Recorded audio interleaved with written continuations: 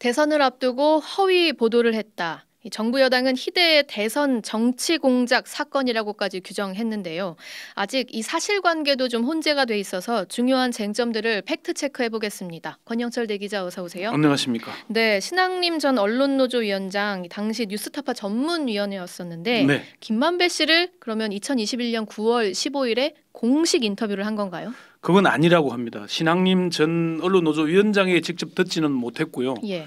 지금 수사 대상이고 압수수색 중이고 그래서 못했는데 뉴스타파 쪽에 확인한 건데 정식 인터뷰가 아니라 대화를 하다가 중간에 몰래 녹음을 했다라고 얘기를 했습니다. 몰래 녹음이요? 예, 녹음 전체 분량이 한 72분쯤 되는데요.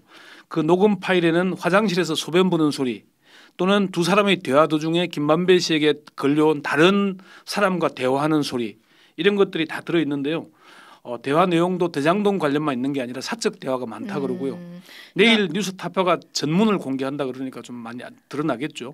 이게 둘이서 짜고 녹음한 건지 뭐 네. 실제로 일방적으로 몰래 녹음한 건지는 내일 전문을 보면 좀 정황을 알 수 있겠네요. 예. 자, 그런데 이 신학림 씨의 신분이 뉴스타파 전문위원이라는 게 정확히 어떤 보직인 건가요, 이게? 뉴스타파에 문의했더니 신학림 씨는 뉴스타파의 임직원이 아니라 정책의 혼맥 전문가로서 대가를 받고 자신의 자료와 지식을 제공하는 용역 관계라고 답을 했습니다. 네. 그러면 그러니까 취재를 하는 기자는 아닌 거네요?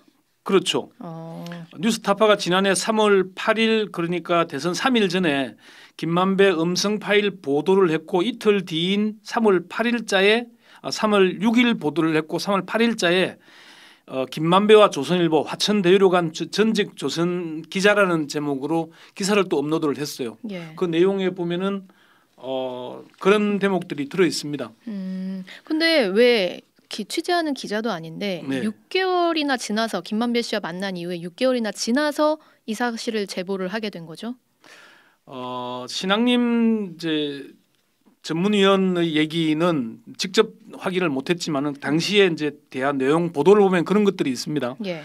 대화를 녹음했지만은 별 신경을 안 쓰다가 대장동 문제가 점점 커지고 대선의 주요 이슈로 부각을 하다 보니까 이거는 그리고 2월 25일 후보 간 토론을 지켜보면서 제보를 결심했다. 네. 그래서 3월 4일 뉴스타파에다 제보를 했고 하고. 뉴스타파는 확인 절차를 거쳐서 3월 6일 보도하게 된 거다. 네. 이런 겁니다. 그럼 사전에 신학림 씨가 어쨌든 뉴스타파 전문위원이라는 식으로 이제 연관을 맺고 있었으니까 네. 김만배 씨를 뭐 만나러 간다거나 만난 이후에 내가 만나서 어느 정도의 내용을 알고 있다거나 이런 거를 공유를 했다고 하던가요?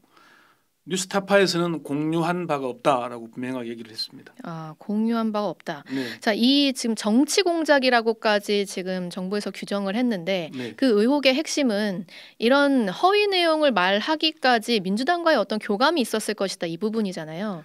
이 부분에 대해서도 좀 취재가 됐나요? 그게 이제 여당이나 뭐 이 대통령실에서 제기하는 건데 네. 신학림 씨 전문위원이 2018년 5월부터 2022년 말까지 전문위원으로 위촉이 돼 있었다 그럽니다. 예. 그러니까 이 민주당과의 교감 여부는 이제 신학림 씨가 어떻게 답을 할지는 모르겠지만은 뉴스타파에서는 대선 사흘 전이었지만은 어떤 언론사가 이런 내용을 제보받고 보도하지 않을 수 있겠느냐. 보도하지 않는다면 그게 국민에 대한 배임 아니겠냐. 다만 체크에 소홀했을 뿐이다. 소홀한 것도 보면 다 체크가 돼 있습니다. 나름대로. 질문을 보내는데 답을 못 받았을 따름인 거지. 정말로 대선에 영향을 미칠 의도가 있었다면은 사전투표 이전에 보도하지 않았겠느냐. 사전투표 직전에 했어야 더 의도가 선명하게 드러나는데 그렇지 않고 3월 6일에 그러니까 했다. 기획 인터뷰였다면은 처음부터 의도해서 예. 그 사전 투표를 2주 전에 투표를 하잖아요. 예. 그때 공개를 해야 투표에 영향을 제대로 미치는 거죠. 그랬을 거라는 거죠. 사실 대통령실 고위 관계자가 비실명으로 성명을 냈잖아요. 네네. 저는 사실 성명을 비실명으로 내는 거는 기자생활 35년 만에 처음 보는 일이긴 합니다만은 그 성명에 김만배 신학림 거짓 인터뷰 대선 공작은 대장동 주범 그리고 언노련 위원장 출신 언론인이 합작한 희대의 대선 정치 공작 사건 이렇게 규정을 하고 있잖아요. 예. 근데 6개월 전에 김만배 씨는 자신이 구속될 걸 알고 대선에 영향을 미치기 위해서 신학림 씨와 기획 인터뷰를 했다. 김만배 씨가 그렇게 예측 능력이 뛰어난 사람인 줄 저는 잘 모르겠습니다만은 다만 제가 취재해 보니까 9월 15일은 대장동 관련 의혹 보도 초기였지 않습니까? 예. 첫 보도가 8월 31일 경기 경제신문사 한 거고요. 네, 칼럼으로 나왔죠. 9월 10일 날 주간조선이 그 보도를 받습니다. 네, 그 그리고 이후로 이제 그 중앙 이후에 이제 언론에서 중앙 언론들이 쭉 받기 시작하는 거죠. 예. 뉴스타파는 3월 8일자 보도의 내용 보면은 이런 보도와 관련된 자세한 내용들을 자세히 설명하고 있습니다. 이미. 지금 제기된 의혹들에 충분히 답을 할 내용들이 뉴스타파 보도를 보면 담겨 있습니다. 그런데 신앙림 씨가 이제 1억 예. 5천만 원에 부가세 포함하면 1억 6,500만 원 받았잖아요. 네, 그렇습니다. 이거는 어떤 명목이라고 하던가요? 신앙림 씨와 김만배 씨의 주장이 좀 엇갈립니다. 신앙림 씨는 책값을 받았다는 것이고 그냥 그저 책값 발간되지 않은 책값을 받았다. 발간되지 않았고 재벌과 족벌 언론의 혼맥이라는 게 상당히 중요한 정보들이 많이 담겨 있어서 자기는 충분히 그런 가치가 있다는 것이고 네. 김만배 씨는 판권을 조건으로 준 거다. 다만 계약서 같은 건 없는 거죠. 계약서는 없다 그러고요. 어제 어. 그 김만배 씨를 면회한 변호인 측에 따르면은 이건 자기는 판권을 산 대가로 준 거라고 분명히 얘기를 했다 그럽니다. 그냥 책을 샀다고 해도 5천만 원 너무 과한 돈인 것 같긴 합니다. 예, 좀 과하긴 한데 네. 판권이라면은 법조인들도 충분히 판권이라면 이해가 갈 만하다라고 얘기를 합니다. 그런데 신앙님 씨는 그렇게 주장하지 않는 네, 거고요. 그렇습니다. 자, 이렇게 갈리고 있는 상황에서 이동관 방통위원장은 이거 국기문란 사건이다. 예. 원 스트라이크 아웃제 도입하겠다라고 했는데 어떻게 하겠다는 겁니까? 국회 과방위에서 그런 답변을 했고요.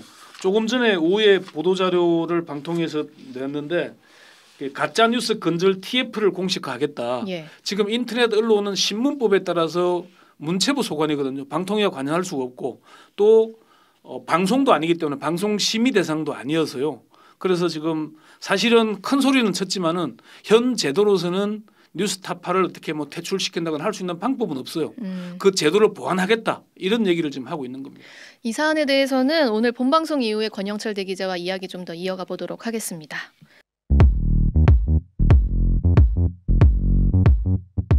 오늘 하루 뉴스 맥락 정다운의 뉴스톡이면 됩니다. 유튜브 노컷 채널 알림 설정하시면 매일 오후 5시 30분 실시간 참여하실 수 있습니다.